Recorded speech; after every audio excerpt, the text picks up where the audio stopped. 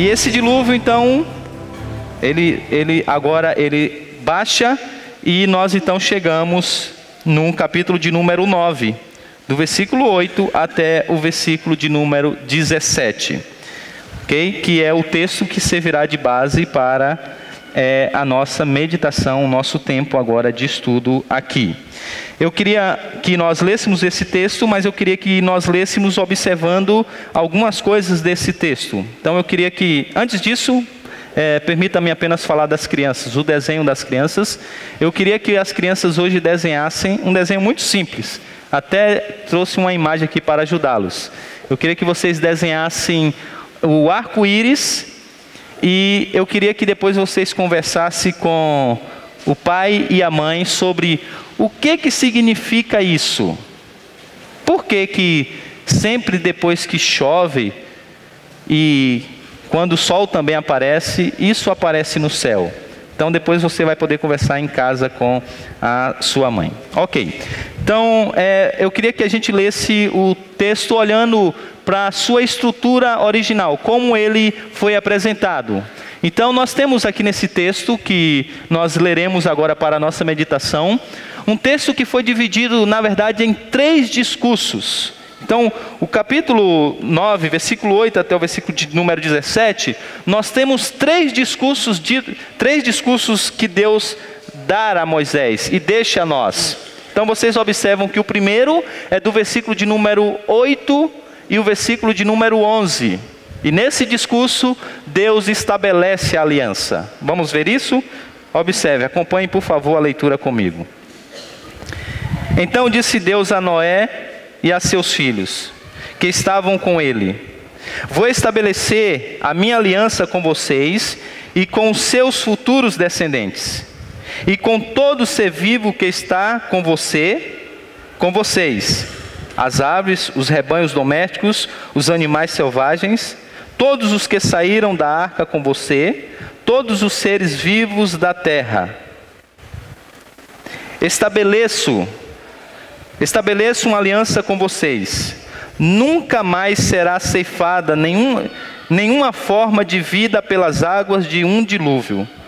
Nunca mais haverá dilúvio para destruir a terra. Então, esse é o primeiro discurso. E observe agora o versículo de número 12. E Deus prosseguiu. Agora nós entramos no segundo discurso, onde Deus apresenta o sinal da aliança. Primeiro ele estabelece a aliança, agora ele apresenta o sinal. E Deus prosseguiu: este é o sinal da aliança que estou fazendo entre mim e vocês, e com todos os seres vivos que estão com vocês, para todas as gerações futuras. O meu arco que coloquei nas nuvens será o sinal da minha aliança com a terra. Quando eu trouxer nuvens sobre a terra e nelas aparecer o arco-íris, então me lembrarei da minha aliança com vocês e com os seres vivos que estão de todas as espécies. Nunca mais as águas se tornarão um dilúvio para destruir toda forma de vida. Toda vez que o arco-íris estiver nas nuvens, olharei para ele e me lembrarei da aliança eterna entre Deus e todos os seres vivos de todas as espécies que vivem na terra. Concluímos então o segundo discurso. O versículo de número 17 então é o terceiro e último discurso de Deus, que nada mais é do que uma recapitulação, uma breve síntese de tudo que ele disse. Então, novamente, ele simplesmente relembra a Noé as suas palavras. E diz assim o texto: concluindo, disse Deus a Noé: esse é o sinal da aliança que estabeleci entre mim e toda a forma de vida que há sobre a terra. Então, eu queria olhar com vocês para esse texto, e eu queria observá-lo à luz da síntese que Deus faz desse texto. O primeiro discurso ele estabelece a aliança, no segundo discurso ele apresenta o sinal. mas quando ele vai fazer a síntese, ele coloca o sinal antes do estabelecimento, antes da ideia de aliança. E eu queria começar olhando então do sinal, para depois nós chegarmos à aliança. Afinal, isso é um sinal visível de uma graça invisível. Então eu quero começar a partir daquilo que nós vemos, para podermos chegar então ao significado disso que nós constantemente olhamos no céu. E a primeira coisa que eu queria que nós entendêssemos é que esse texto nós precisamos vê-lo como observando Noé, ou melhor, Moisés, trazendo essa mensagem ao seu povo. Esse texto, antes de ser dado a nós, foi dado a um povo. Por isso eu queria que você pensasse nessa imagem, onde Moisés está, talvez em pé, e há pessoas à sua volta, e ele está então contando, narrando essa história a essa geração e as gerações vindouras. E é necessário nós termos essa ideia, porque o que nós temos aqui diante de nós é uma narrativa, e nós precisamos lê-la como uma narrativa. E quando nós percebemos esse detalhe, que nós temos aqui uma narrativa, nós passamos a observar alguns detalhes que em uma leitura mais rápida nós passamos batidos. Por exemplo, se você ler atentamente toda a narrativa do dilúvio, você vai perceber que nessa narrativa, um dos pontos principais, ou um dos pontos usados pelo narrador, que é Moisés, é o suspense. Há sempre uma pergunta que é deixada a cada bloco de texto que ele apresenta. E a dúvida, ou a aparente dúvida, sempre está na mente de quem está ouvindo. Então imagine Moisés contando essa história, e as pessoas estão ouvindo a história, e ele disse: olha, Deus ficou irado, porque pela maneira como as pessoas estavam vivendo. E ele então decidiu exterminar a terra, destruir todas as coisas, trazer águas que pudessem destruir com a terra. E aí surge a primeira pergunta: mas será que isso realmente iria acontecer? E Deus então fala que vai trazer águas, mas será que essas águas vão cair até realmente inundar a terra? Deus manda construir uma arca, mas será que eles vão conseguir ser salvos por essa arca? Deus traz chuvas e eles agora estão boiando terra fora, ou mar afora. Será que eles vão sobreviver? E esses pontos de tensão, o Sidney Greidanos, que é um autor, um estudioso, um teólogo bíblico do Antigo Testamento, ele diz que então Moisés vai apresentando essas tensões a nós. Então, nós chegamos a esse que é o sinal de que realmente o dilúvio não acontecerá outra vez. E ele aparece também em todos os lugares. E aqui está na sexta-feira em Limeira. Essa é uma foto de Limeira, você deve estar conhecendo ali. Estávamos... a Alessandra, que é a autora da foto, os créditos para ela, a Sueli, a Dona Antônia, a Denise, a Laura e eu visitando a Bianca, visitando o Ícaro e também a Bianca. Quando nós olhamos para os céus, e eu olhei e eu disse: gente, olha lá, que coisa linda! E é o sinal então da nova aliança. E a grande pergunta é: o que esse sinal ele representa? Olha só que o texto diz que Deus, ele apresenta um sinal. Este é o sinal da aliança que estou fazendo entre mim e vocês, e com todos os seres vivos que estão com vocês, para todas as gerações futuras. O meu arco que coloquei nas nuvens será o sinal da minha aliança com a terra. E aí ele coloca então esse arco, que é interpretado por sua vez de várias maneiras, trazendo vários significados. Alguns que acreditam que esse arco, por exemplo, aqueles que são da mitologia e que creem na mitologia grega, acreditam que esse é o arco de uma deusa chamada Íris. e que na verdade ele se estende do céu e chega até a terra, porque essa é aquela que tinha a mensagem dos deuses para os homens. Por isso o arco-íris é uma espécie de escada entre Deus e os homens. Há outros que acreditam, por exemplo, que o arco-íris é o sinônimo ou a causa da seca. Para alguns povos, quando o arco-íris aparece no céu, é porque virá seca. Porque o arco-íris aparece quando a chuva também aparece. E eles dizem que, eu não sei como isso, mas eles dizem que quando a chuva está caindo, o arco-íris faz com que ela volte novamente para o céu. Ela suga, o arco-íris então suga a chuva de volta para o céu como uma esponja. Em alguns lugares da Europa é ensinado às crianças, atenção crianças, que se apontar para o arco-íris, cai o dedo. Então as crianças lá, elas não apontam para o arco-íris, porque se apontar para o arco-íris, cai o dedo. Outros ainda veem nisso uma mensagem mística, ou seja, de tal maneira que cada cor do arco-íris significa uma coisa.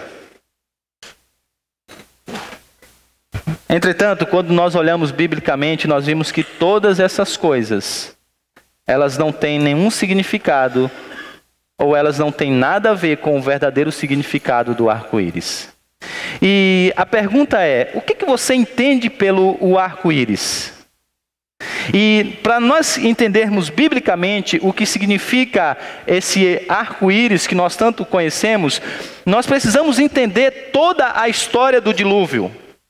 Durante toda a narrativa do dilúvio, nós encontramos um Deus que está extremamente irado.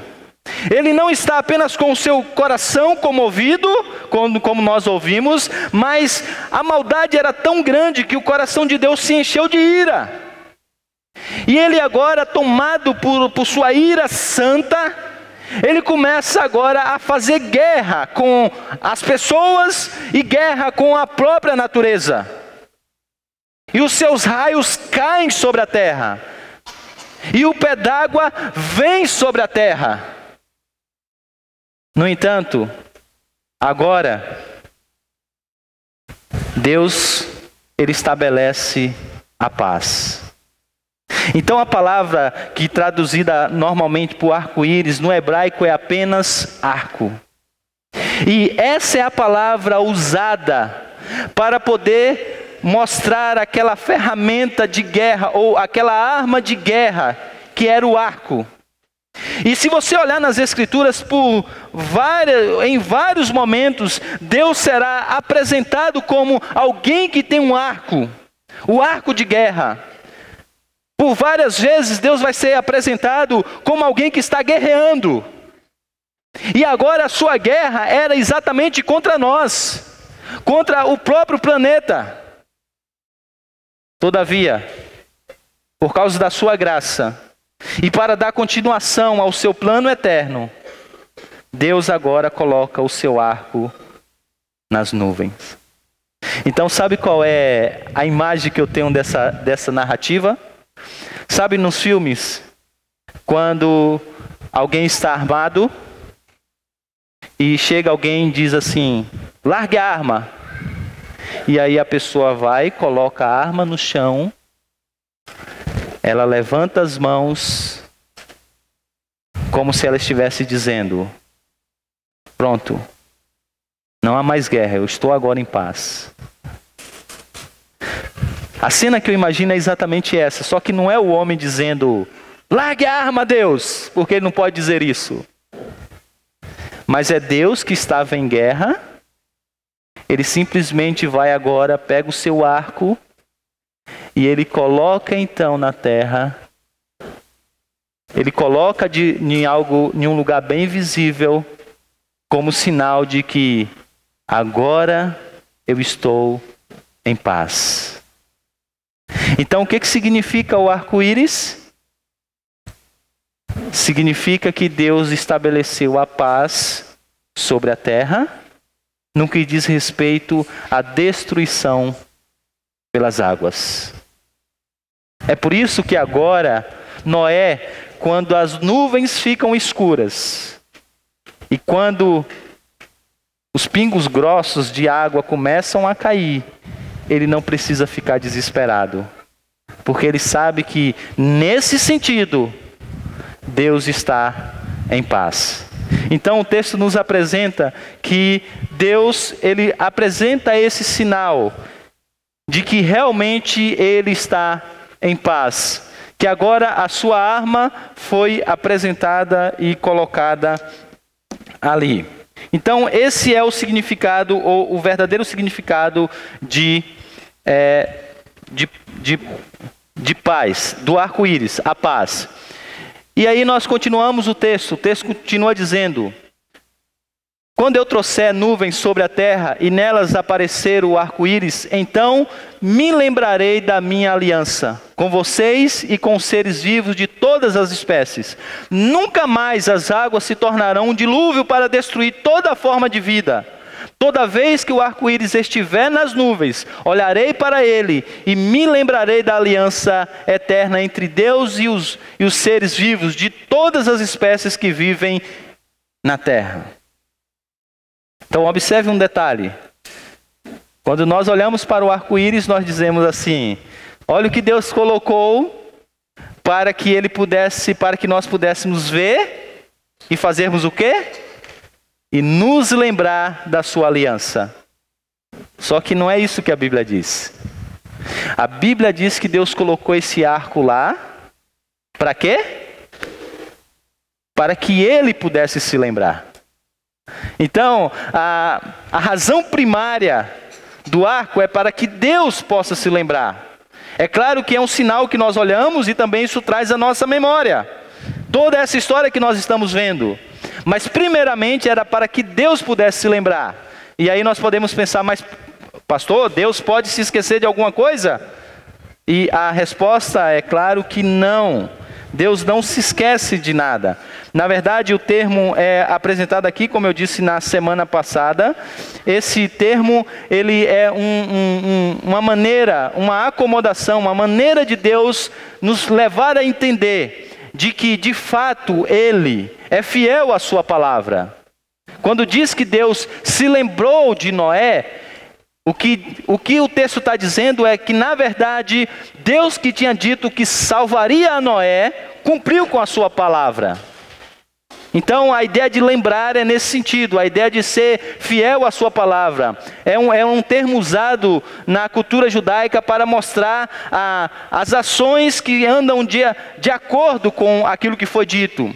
Até mesmo para mostrar o caráter de quem disse. Ou seja, se ele disse, ele vai cumprir. Se ele disse, ele é fiel para cumprir com essa palavra. É isso que ele está dizendo. Ele está dizendo que esse é o sinal de que ele cumprirá a sua aliança. De que ele de fato vai cumprir a sua aliança. Então essa é a razão por que não está chovendo forte lá fora e para sempre. Não é porque a humanidade está melhorando e progredindo, a maldade está diminuindo, não. A maldade está aumentando e os dias de Noé já estão entre nós, como nós veremos no domingo que vem. Os dias de Noé, nós já vivemos esses dias de Noé novamente e eles vão se intensificar ainda mais.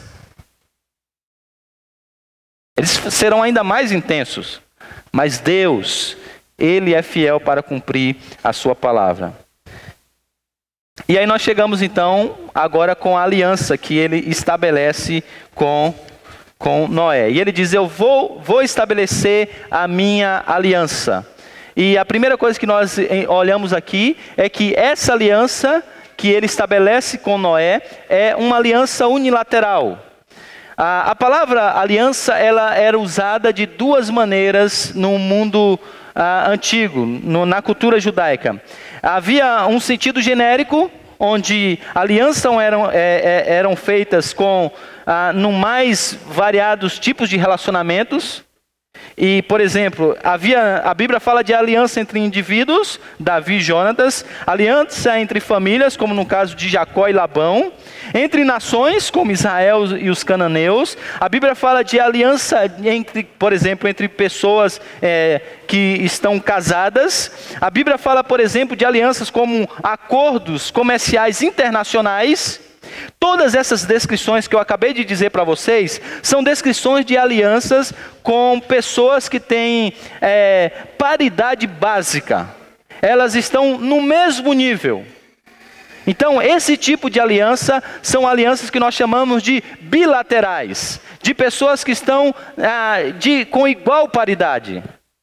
No entanto, há um outro sentido de aliança que sempre é usado e aplicado a Deus, que é uma aliança onde essa aliança é imposta de um superior para um subordinado. Normalmente, esse tipo de aliança apresenta um acordo feito por alguém e não com alguém apenas. Então é um acordo que é feito por alguém. A ênfase está em quem faz o acordo. Nesse sentido, a paridade entre as partes, ela é então ausente. E esse é a aliança que é usada normalmente para se referir a Deus.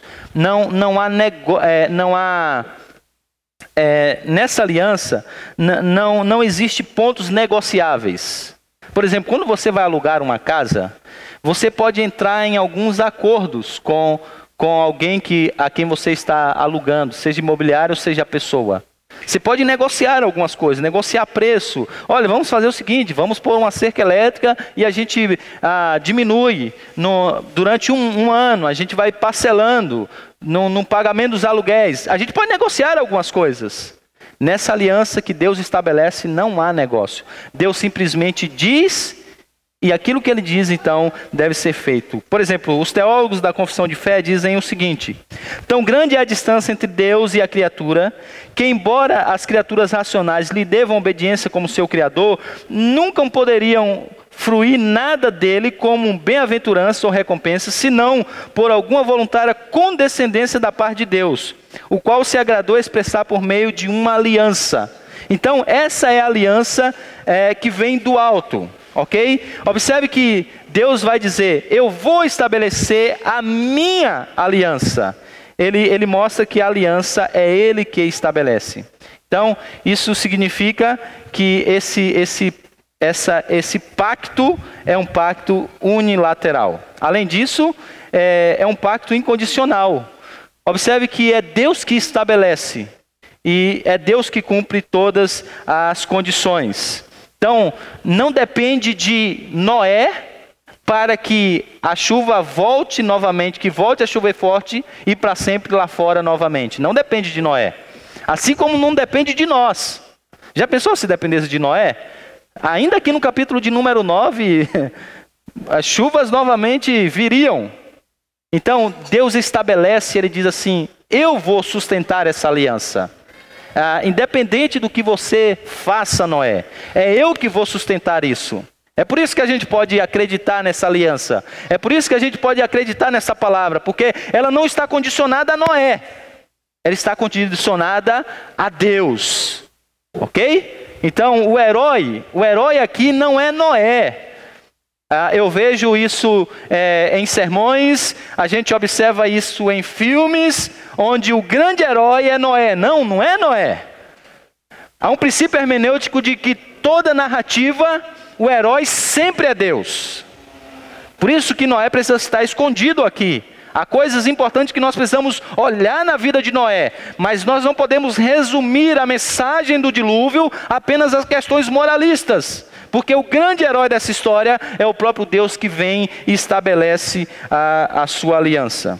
Não depende de Noé, depende dele mesmo. Por isso que ele diz: eu que vou me lembrar da aliança. E ele vai se lembrar, então isso mostra que é incondicional. E aí ele continua dizendo que essa é uma aliança de caráter universal, porque ela é feita não apenas com Noé, mas ela é feita com os futuros descendentes, e ela é feita com todos. Então observe vocês, eu queria que vocês depois lessem em casa e observassem Por quantas vezes aparece a palavra todo e todos? Não apenas nesse versículo que eu estou projetando, mas nos versículos seguintes. Parece até que Deus está sendo prolixo. Parece até que Deus está repetindo demais. A palavra aliança é repetida aqui 7 vezes nesse texto. A palavra todos é repetida várias vezes também nesse texto. Na narrativa hebraica, a repetição é para chamar a nossa atenção. É a maneira que eles tinham de colocar em negrito ou itálico. Dizer, preste atenção nisso que eu estou dizendo para vocês. A ênfase aqui está na minha aliança. Por isso ele diz aliança, aliança, aliança. Depois ele diz, e essa aliança não é com você. Não é apenas com a sua família. Ela é uma aliança que eu vou estender a todos. A todas as pessoas, na verdade, a toda a criação. Por isso ele diz todos, durante toda a narrativa. Então é uma aliança universal. E observe vocês que é uma aliança perene. Estabeleço uma aliança com vocês, nunca mais será ceifada nenhuma forma de vida pelas águas de um dilúvio. Nunca mais haverá dilúvio para destruir a terra. Então é uma aliança que teve início. É uma verdade que teve início, mas Deus então decide preservar por sua graça essa aliança. E observe vocês que ainda no versículo de número 11 e também no versículo de número 15, Deus vai reafirmar a ideia de que é Ele que vai sustentar essa aliança. Então, a gente viu, por exemplo, no último sermão do pastor Heber, que o grande redentor de todo o universo é quem? Cristo, não é isso? Ele é quem redime todo o universo. Então, isso aqui tem tudo a ver com o aspecto pregado pelo pastor Heber, o último sermão dele. Com Cristo como aquele que agora redime todo o universo. Porque é Ele que vai redimir todas as coisas. Então, a redenção não está em nós. A redenção, então, está nele. Isso aponta, então, para Cristo. Então, não está na força de Noé de fazer isso, mas na força, então, de Deus em fazer isso. E Ele fará isso por meio de Cristo Jesus. E aí nós chegamos até o final. E eu quero, então, encerrar com algumas aplicações. Pensando primeiro nisso aqui. Noé e a cruz. Então, o que essa narrativa tem a ver com Cristo? O que a arca de madeira tem a ver com o madeiro de Cristo, ou a cruz de Cristo? E eu queria então pensar algumas coisas com vocês. Primeira delas, sabe por que Deus então não exige nada de Noé? Em termos de redenção? Porque Ele exigiria tudo de Cristo. Esse pacto ele é incondicional para com Noé, porque Cristo seria a única condição de Deus. Esse pacto é incondicional para Noé, porque Cristo seria a única condição de Deus. Se vocês observarem depois, continuar lendo o livro de Gênesis, vocês vão observar que a aliança vai ganhar. A aliança que Deus fez com o seu povo é uma única aliança. Mas ela vai ganhar elementos novos no decorrer da história da salvação. E Deus então vai estabelecer outras alianças, que na verdade são outros aspectos da aliança, da mesma aliança. E outras coisas vão surgir. Entre elas, por exemplo, o aspecto da apresentação da lei. E agora eu e você, nós nos vemos diante dessa lei que nós tentamos cumprir, mas nós não cumprimos a lei. E aí, Jesus Cristo, mais uma vez, Ele vem para cumprir a lei. É aquilo que nós chamamos teologicamente de obediência passiva e ativa de Cristo. Passivamente Ele se coloca debaixo da lei. Ele não precisava disso, mas Ele resolve se colocar. E de forma ativa, Ele cumpre toda a lei. E agora, então, Ele acredita tudo isso a nós. Então, aqui nós começamos já, a cruz começa a aparecer por meio da arca de Noé. Além disso, preste atenção nisso aqui agora. Isso aqui é muito importante para que nós entendamos. Deus guardou o arco, mas isso não quer dizer que a guerra acabou. Ok? Deixa eu repetir. Deus guardou o arco. Tá lá. A gente viu esse arco na sexta-feira. Pelo menos quem olhou para o céu. Mas ele não é sinônimo de que a guerra acabou. Porque a Bíblia diz que Deus vai vir novamente. A terra não será destruída por água. Por isso pode chover lá fora o quanto você imaginar. Nunca vai ser para sempre. Mas haverá um dia que ele vai trazer destruição nessa terra. E 2 Pedro diz que é como pelo fogo. Quando ele então vai restaurar todas as coisas. E aí vai acontecer nesse dia o que aconteceu nos dias de Noé. Por isso, a gente precisa entender que haverá um fim para esse mundo como houve para o mundo dos dias de Noé. E aí, mais uma vez, os que estiverem de fora do objeto de madeira da salvação, que lá no Antigo Testamento é a arca, e que no Novo Testamento é a cruz, vão perecer. Nesse dia também, de igual modo, Deus vai trazer justiça. E Ele vai destruir aqueles que seguem a serpente. E novamente Ele vai manter aqueles que fazem parte da descendência da mulher. Ele vai cumprir a sua promessa, que Ele já tinha dito lá em Gênesis 3:15. Então, Deus guardou o arco, mas a guerra não acabou. Isso aparentemente traz temor, não? Porque você olha as coisas como estão caminhando e nós estamos cada vez mais nos aproximando do fim. E aí agora, como que nós vamos viver? E agora, pastor? A coisa boa para nós que conhecemos a Cristo é que essa mensagem traz uma certeza da nossa salvação. Sabe por quê? Assim como nos dias de Noé, nesse dia de destruição, Deus vai se lembrar de mim e de você. Não porque nós estamos vivendo a vida... Olha, Senhor, olha, o mundo está corrompido, mas eu tenho sido honesto, Senhor. Não por isso. Olha, eu sou justo, Senhor. Olha, veja, Deus, eu estou andando contigo. Eu sou íntegro no meio desse povo corrupto. Eles sonegam imposto, eu pago os meus impostos. Não por isso, mas porque Deus vai se lembrar de você em Cristo Jesus. Cristo Jesus, então, é o meio da salvação. Além, uma outra coisa em relação a Cristo, é que Ele vai vir e Ele vai novamente formatar a terra.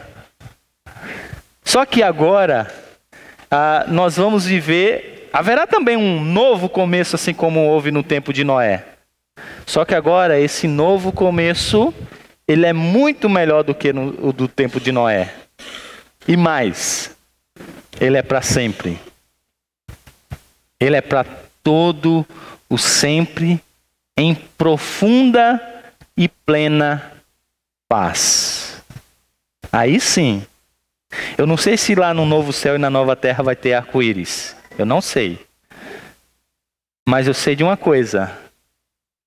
Todas as armas de guerra de Deus contra a terra e contra os seres humanos, todas essas armas estarão guardadas.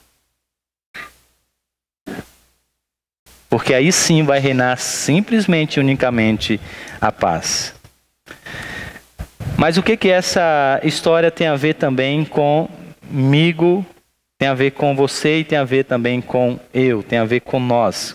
A gente que está aqui na Igreja Aliança, algumas coisas. Primeiro, essa é uma promessa para a família. Isso é uma coisa muito boa.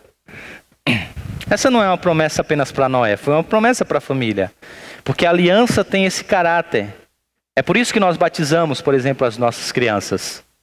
Agora deixa eu dizer uma coisa aqui para crianças que já estão crescendo. Cadê? As crianças que já foram batizadas e que são maiores, levanta a mão. Pronto, Pedro, muito bem, Pedro. Ok, deixa eu dizer então uma coisa para vocês, presta atenção.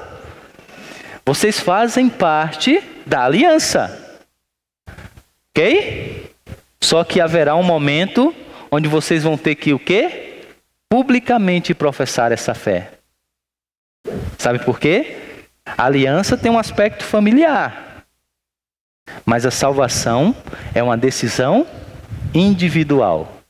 Então deixa eu dizer uma coisa para vocês. Quando eu era do tamanho de vocês, a minha mãe sempre foi evangélica. E aí quando eu fazia algumas coisas erradas, ela falava, olha, você trate de assumir um compromisso com Deus.